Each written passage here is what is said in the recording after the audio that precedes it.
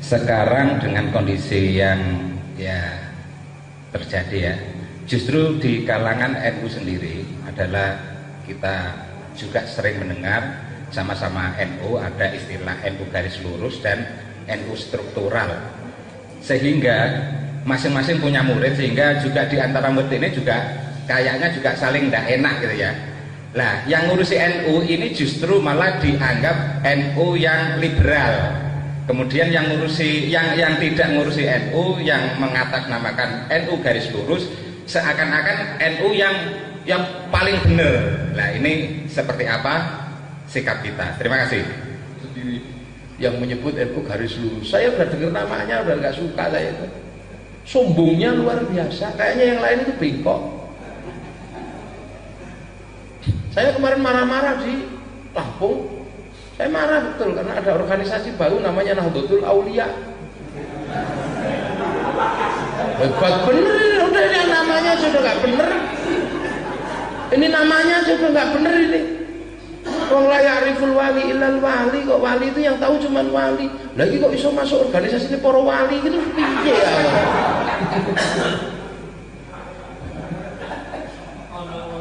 Lho gitu. Nah, itu lucu ya, bikin apa? Coba usah. Kalaupun mereka ngaku bener ya ngaku bener nggak apa-apa, tapi kamu jangan masuk. Sama. Nah, itu kan kurikulumnya pasti beda. Karena kurikulumnya wali kan dapatkan alakum fi rasulillahi uswatun hasanah, teladan yang baik. Nabi itu cuma teladani aja. Nah, kalau wali kan beda. Kurikulumnya lebih serem itu.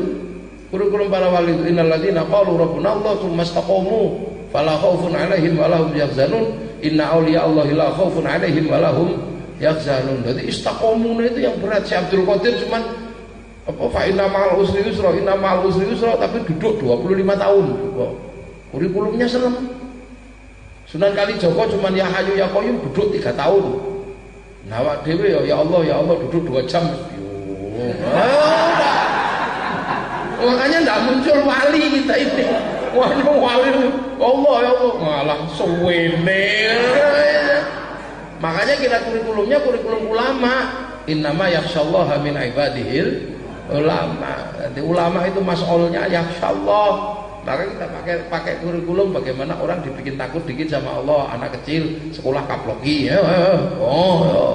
Dibikin dulu takut sama Allah agar menjadi ulama yang takut sama Allah. Ya itu Nahdlatul Aulia. Hebat bener ini. Siapa walinya? Itu di Jawa sana, kata orang Blitar apa orang Tulungagung. Ada nggak di sini? Nahdlatul Aulia jangan. Oh, ini dari Blitar ya. Tapi nggak tahu dari mana, jangan itu la ya'riful wali illal wali kok. Itu loh. Jadi kalau dengar namanya aja sudah aneh saya. Gitu loh. Ya orang-orangnya aneh-aneh juga sebenarnya. Tiba-tiba terus mengatakan Kiai Said Syiah. Iya Syiah itu Syiah apanya? Kiai Said ngerti Syiah terus disebut Syiah. Kadang ini kan orang-orang ini saya kadang usil juga orang-orang ini. Jadi supporternya memang berat itu. Ada kemudian mengatakan Pak PBNU Anasir Syiah. Yang mengatakan ya, kalau Anda ingin tahu salah satu dedengkot Islam garis lurus itu, yang tahu persis kartunya ya Kiai Samsul, wong temannya Kiai Samsul. Loh, teman godaannya Kiai Samsul. Jadi kalau ingin tahu ya Kiai Samsul itu yang paling paham. Tapi saya nggak boleh ngomong Kiai Samsul, soalnya kalau ngomong bahaya. Sampai bisa ikut marah-marah soalnya kalau Kiai Samsul ngomong. Ya, Kiai Samsul itu tahu persis wong itu teman-temannya Kiai Samsul. Waktu mondok pinteran Kiai Samsul soalnya. Nah itu jadi biar aja mau menyebut dengan istilah garis lurus itu nggak apa-apa. Itu bagian dari pupuknya NU kok. Gitu kan. Nanti lama-lama juga garis keriting. Ya kita doakan aja semoga lurus itu bener-bener nanti istiqomah sampai mati orang-orang itu. Menyebut diri sebagai NU garis lurus, tidak apa-apa. Tiba-tiba kalau NU garis lurus terus tahu-tahu nanti ada Potaman terus mau jadi pengurus Nahdlatul Ulama yang ini, nah itu baru orang aneh itu. Harus istiqomah, lurus terus. NU ini kan sudah terlanjur bengkok, ya sudah biar diurus sama orang-orang bengkok kayak kita inilah. NU garis bengkok maksudnya, NU tanpa garis, ini biar aja tidak apa-apa. Jadi tidak usah, saya nggak perlu bahas lah, nih udah biarin aja. Pak Sarjo ya tetap aja NU Bontang, Kiai Fauzi ya tetap aja santri Bontang, ya udah. Bikin FPI, kalau penjenengan mau ya tidak apa-apa. Front Pembela Islam, siapa tahu nanti ngetren kan. Tapi kalau dilihat dari naga-naganya ini kayaknya juga ini, karena kemarin sudah lemes itu FPI itu sudah. Kita didolimi tuh. Kalian yang selalu marah-marah dan paling keras kok tiba-tiba didolimi. Ini mikirmu ini gitu kan. Ini logika paling aneh. Sekarang muncul lagi itu yang aneh-aneh itu lagi. Dengan perempuan apa, saya nggak mau bahas itulah, itu juga jahat. Saya juga nggak suka gitu. Nggak suka sama FPI, tapi jangan kemudian kasus pribadi orang kayak begitu diungkap-ungkap. Itu bagi saya nggak bagus. Tapi bagi lingkungan politik kan tren-tren aja, itu ya terserah. Nanti lihat ujungnya. Siapa yang akan membela dan siapa yang akan dibela. Wong ini para pembela. Jadi para pembela kok minta dibela, ya sudah kita bela aja. Ya itu NU. Cuman sekarang ini NU memang situasinya agak riskan. Bukan pada konflik-konflik ini, bukan pada konflik-konflik yang seperti ini. Kenapa? NU ini memang harus punya landasan berpikir dengan tepat dan terukur. Kenapa? Pergeseran pola politik dunia. Ini dunia sedang bergeser. Dulu Eropa itu bisa bangkit karena mengambil kitab-kitab dari perang salib dari tradisi Islam. Kemudian terjadi revolusi industri di Eropa. Nah, revolusi industri di Eropa ini bahan bakarnya jelas minyak. Peralihan dari emas ke minyak karena revolusi industri. Nah, orang Eropa sadar emas terbanyak itu, minyak terbanyak ada di Timur Tengah. Timur Tengah negara-negaranya waktu itu dikuasai oleh Turki. Nah, pusat minyak terbesar di dunia ada di Saudi Arabia. Maka kemudian orang Eropa berencana bagaimana memisahkan Arab dari Turki. Dikirimlah seorang utusan namanya Gertrude bersama Lauren Hemper dan Allenby. Sehingga muncul tradisi Orientalism, orang-orang Arab, orang-orang Timur Tengah belajar Islam untuk menghancurkan Islam. Nah, terjadilah pergeseran politik di mana Syarif Hussein waktu itu dan Gubernur Ali Badshah bisa disingkirkan oleh tokoh baru dari yang dimunculkan oleh orang-orang Eropa, namanya Ibnu Saud. Nah, Ibnu Saud ketika itu menyingkirkan seluruh kekuatan di Saudi sampai terjadi krisis. Setelah terjadi krisis dengan cerita tahayul, bid'ah dan khurafat, unta dibunuh, terus kemudian gelombang kolam-kolam wadi-wadi dibunuh. Nah, krisis itu dijawab dengan mengambil minyak dari Timur Tengah, dari Arab. Maka berdirilah Aramco, Arab American Corporation, perusahaan kilang minyak pertama yang berdiri di Timur Tengah. Nah, waktu itu kemudian sampai pada finishing yang semalam mau saya ceritakan itu, sampai makam Rasul mau dibongkar. Nah, ketika makam Rasul mau dibongkar, ya NU yang mengambil alih mempertemukan Syiah sama Sunni sehingga makam Rasul nggak menjadi dibongkar. Nah, ketika minyak sudah terjadi di Timur Tengah, di Arab, maka negara-negara yang tergabung dalam korporasi Aramco, Arab American Corporation, di situ membentuk sebuah klan besar namanya White Anglo-Saxon Protestant dengan poros Canberra, London sama Washington. Jadilah sebuah kekuatan baru di Timur Tengah yang dikenal dengan nama KUKUSA, United Kingdom, United States. Nah, negara-negara yang tidak mau patuh dengan kebijakan politiknya mereka tidak dikasih minyak. Nah, negara-negara itu akhirnya cari minyak. Nah, cari minyak tidak di negara Wahabi tapi di negara Syiah sama Sunni, di Iran, di Irak, di Yaman, di sekitarnya itu. Nah, ketika negara-negara ini semakin kuat karena mengambil minyak bukan dari Aramco, dari Wahabi, bikin blok baru namanya Shanghai Corporation. Nah, kelompok Shanghai ini kemudian bangkit menjadi besar. Nah, kebangkitan kelompok Shanghai menjadi besar menjadi ancaman bagi kelompok United Kingdom, United States. Maka kemudian agar mereka bisa mengganggu Shanghai Corporation, maka sumber-sumber minyak yang ada di negara Syiah dan negara Sunni dihancurkan. Nah, ketika menghancurkan maka terjadi kilas balik perang antar negara, seolah-olah ini perang agama, bahwa sesungguhnya adalah perang memperebut minyak. Nah, ketika perang berebut minyak, Amerika lah komandannya, karena Amerika yang paling terganggu dengan Shanghai Corporation. Nah, ketika Amerika mengajukan perang terhadap negara-negara Syiah dan negara-negara Sunni, yang paling kecewa adalah Yahudi. Karena Yahudi sudah membiayai dunia dengan beberapa funding besar agar dunia tentram dan Yahudi bisa jualan. Makanya kalau masih ada logika bahwa Yahudi menginginkan perang, itu bohong. Yahudi tidak menginginkan perang, karena dalam setiap perang apapun Yahudi selalu jadi korban. Maka dia membiayai funding-funding besar. Ada funding yang urusan hak asasi manusia, urusan lingkungan hidup. Nah, orang Indonesia banyak menikmati, ada Ford Foundation, ada Asia Foundation. Nah, karena Amerika memaksa perang, maka Yahudi kecewa. 8 triliun dolar ditarik dari bank devisa New York, sehingga Amerika kehilangan uang sebegitu banyak dan terjadi inflasi. Karena terjadi inflasi, maka kemudian salah satunya Lehman Brothers ambruk. Amerika terbakar jual obligasi. Nah, obligasinya dibeli sama Shanghai Corporation 2012 kemarin jatuh tempo, dan sampai sekarang belum bisa bayar utang.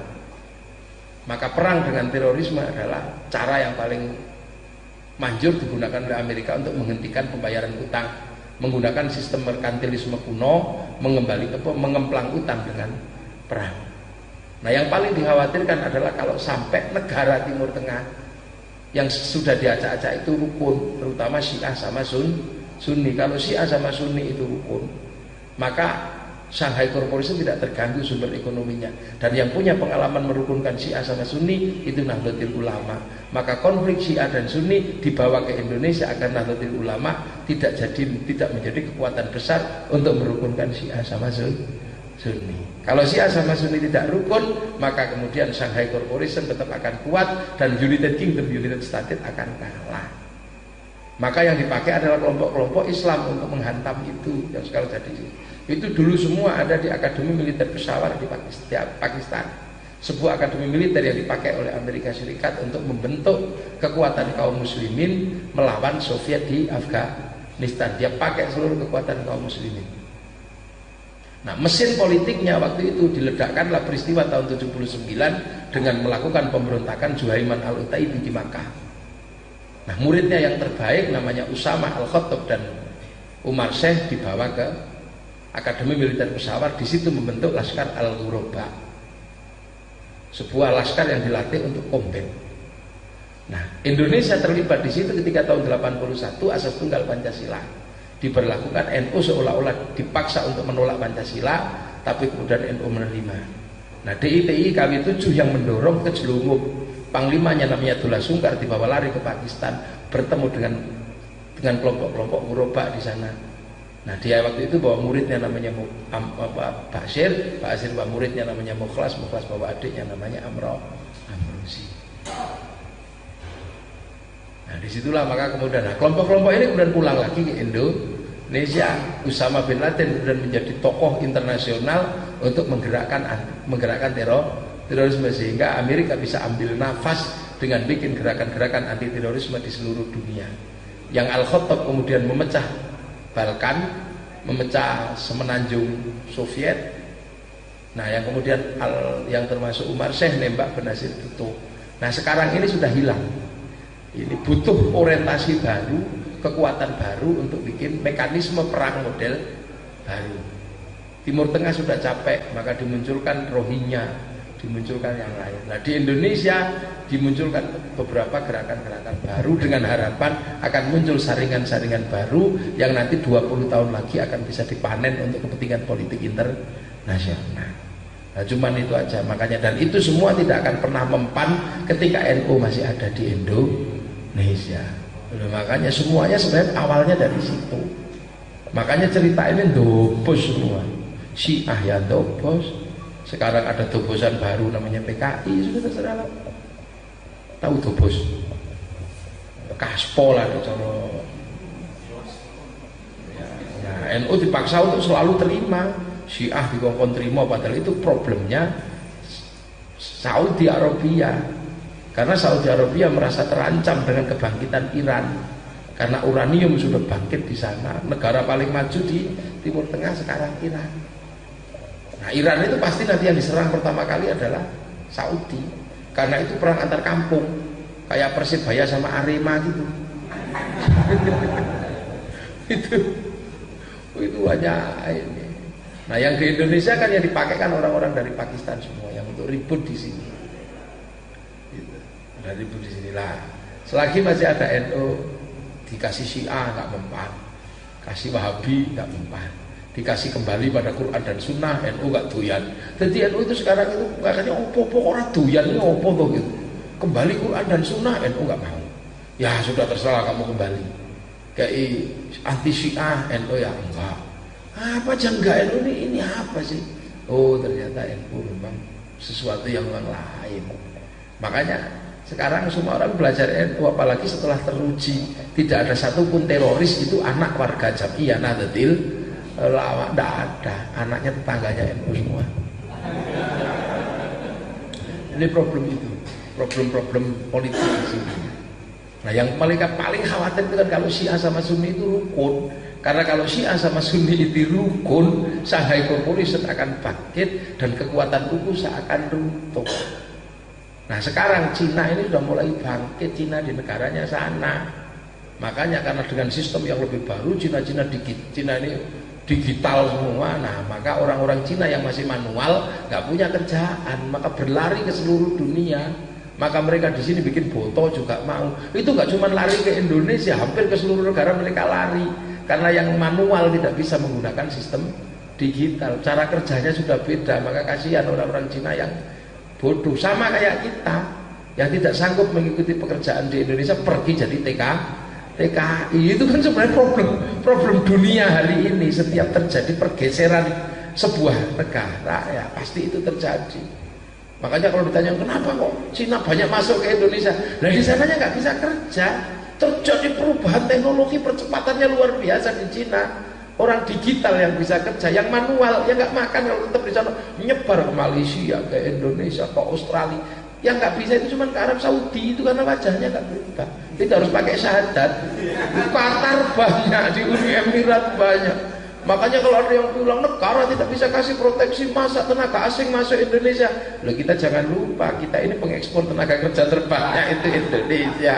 Maka kadang NU itu waras atau Wahabi itu. Masa cangkul saja impor. Loh apa lupa dom aja impor.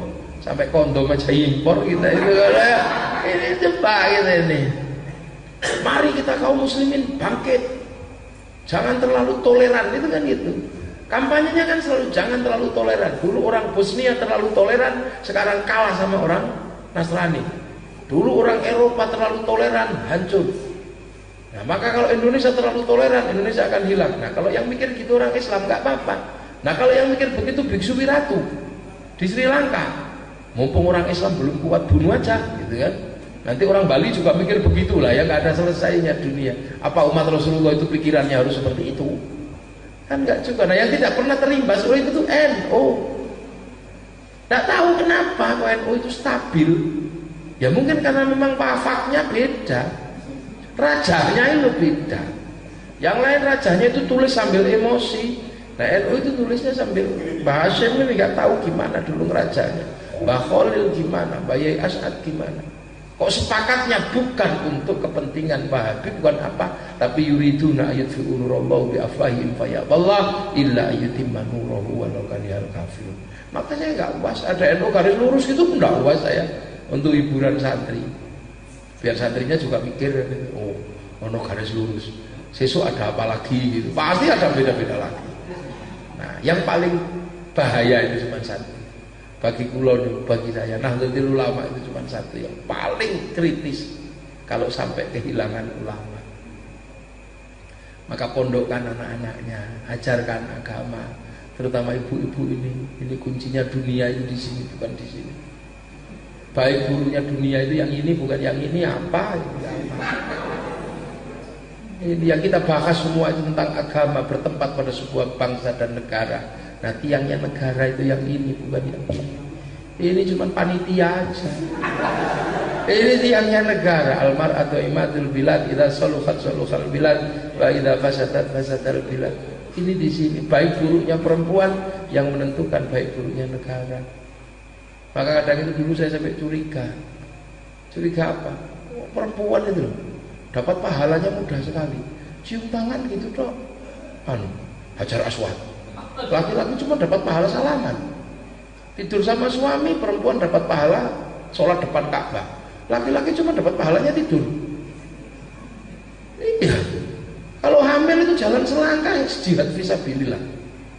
Kalau hamil siang hari makan dihitung puasa, malam hari ngorok dihitung tahajud.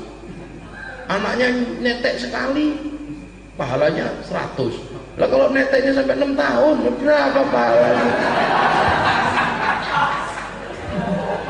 Maka perempuan ini luar biasa. Itu loh. Ternyata apa? Memang perempuan itu sebenarnya adalah power bank. Dia harus selalu dapat barokah dari Allah. Karena ngecas anak. Karena tugasnya ngecas, tidak boleh lobet. Makanya ibu itu jiwit anak barokah, ngaplok anak barokah, membelai anak 207 miliar sarafnya bangun. Itu perempuan. Ini perempuan, jangan salah. Yang menentukan baik buruknya anak, yang bangun tengah malam ngurusi anak perempuan, yang ngandung perempuan, gendong perempuan, nyusoni perempuan. Ini tergantung di sini. Ini semua makanya. Laki-laki nggak ada kerjaannya. Wong yang ngkremi telur itu tegarnya perempuan. Bagian mengeram kan, seksi pengeraman. Yang neteskan generasi itu perempuan. Orang laki-laki mana? Nggak ada kerjaannya. Kerjaannya cuma satu laki-laki itu, nyiapkan petarangan yang bagus agar babonnya kalau angkrem tenang, itu aja. Laki-laki harus pintar kerja untuk apa? Nyenengke babon angkrem, cuma itu aja. Untuk menyenangkan perempuannya agar perempuannya mengeramnya itu tenang. Kalau ngeramnya tenang nanti anaknya bagus-bagus, ndoke ora koplak. Maka para babon boleh minta yang enak-enak pada laki-laki.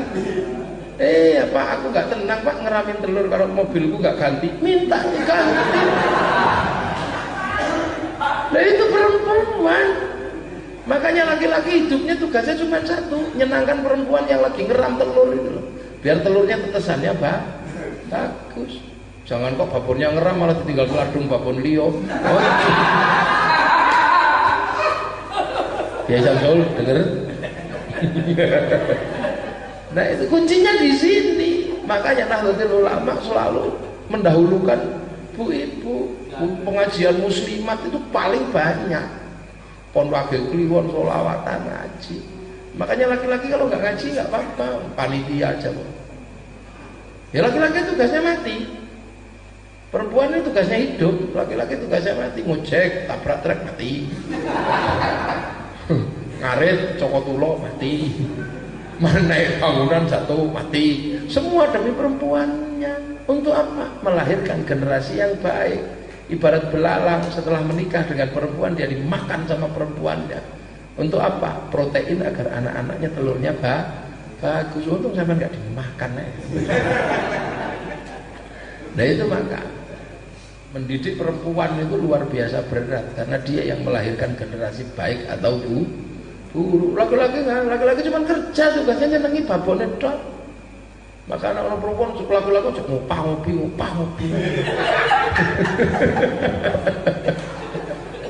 Nah ini kuncinya dunia itu ini. Tidak boleh kita sembrono sama yang satu ini.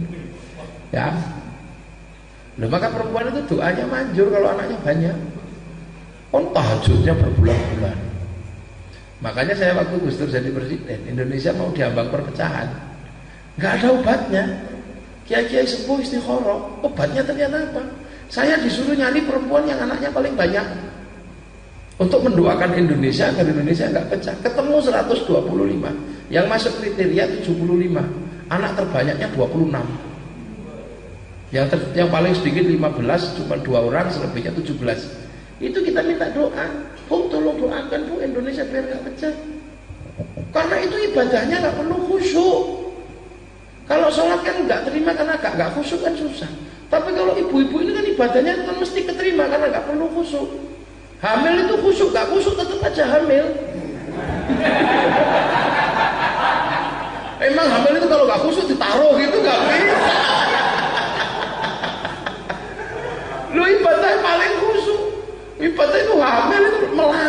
jihad fisabilillah. Siang makan dihitung tahu. Dan nggak perlu khusyuk, hamil nggak bisa dilepas. Jadi selama 9 bulan itu khusyuk tidak khusyuk, suka tidak suka ibadahnya diterima. Nggak bisa ditaruh gini. Akhirnya saya ibu-ibu yang tua-tua ini saya minta tolong doakan. Ajak keliling ke Eropa, ajak keliling untuk diseneng-senengkan. Pulang saya kasih sangu rata-rata ibu-ibu satu-satu saya kasih 100 jutaan. Indonesia nggak jadi pecah kok. Karena babonnya sih mendoakan. Nah sekarang baik gurunya anak-anak NU ya tergantung ibunya mau doakan apa tidak. Bunyai Nafi kau selalu berpesan setiap malam jangan sampai kita lupa mendoakan anak kita dengan membacakan Fatihah 41 kali. Kalau punya anak 10 ya 41 kali 10. Setiap malam itu jatah anak dari ibu setiap malam. Udah sambil ngulek-ngulek sambil nonton TV nggak apa-apa. Kirimin Fatihah anaknya 41 kali. Asal jangan pas sambil ngising gitu aja. Enak. Ibu punya tugas itu setiap malam. Nah dari Mbah Nafiko kalau anaknya kok bodoh, setiap malam bangun, ambil air, bacakan Fatihah bacakan kalau anaknya bodoh bacakan ya Fatahu ya Alim 300 kali, terus tiupkan ke air pagi diminumkan. Kalau anaknya kok ribut suka kelahi bacakan ya Allah ya Latif 300 kali pagi minumkan. Kalau anaknya kok nggak sehat-sehat, sakit-sakitan bacakan ya Hayyu ya Qayyum pagi diberikan. Loh itu rumus-rumus Nahdlatul Ulama. Gak cuman cerebrofit aja. Anaknya bodoh cerebrofit. Anaknya lemes kurkuma plus. Jangan kalau itu aja tuh orang itu. Nah itulah Nahdlatul Ulama. Jadi dalam situasi kayak gini saya masih melihat situasinya masih aman dan terkendali, masih terkontrol. Selagi apa kita istiqomah dalam jamiah Nahdlatul Ulama. Lo penjenengan NU kon jadi ketua FPI ya jangan. Kalau ketua FPI ya ketua FPI, ketua NU. Teman NU ya tahlilan, ya yasinan. Yang ibu-ibu yang apa Alifat HA, Alif Kasroi atau kasih ibu. Salatullah, salamullah, cukup Bang Toyib biasa. Insyaallah semuanya kalau kita tetap istiqomah di jamiah ini tidak ada yang perlu dirisaukan. Karena dari awal ini memang didesain untuk menjadi organisasi yang diikuti oleh para santri. Karena ini adalah organisasi Nahdlatul Ulama di mana kita hanya ketemu dengan para ulama. Kalau kita ketemu dengan Nabi kita disebut ashab Nahdlatul Sahabah mungkin. Nah kita temu ulama ya Nahdlatul Ulama. Nah mudah-mudahan kita semua mendapat ridha dari Allah Subhanahu wa taala. Al-Fatihah. Alaihim al-maghdubi alaihim waladdallin. Amin. Assalamualaikum warahmatullahi wabarakatuh.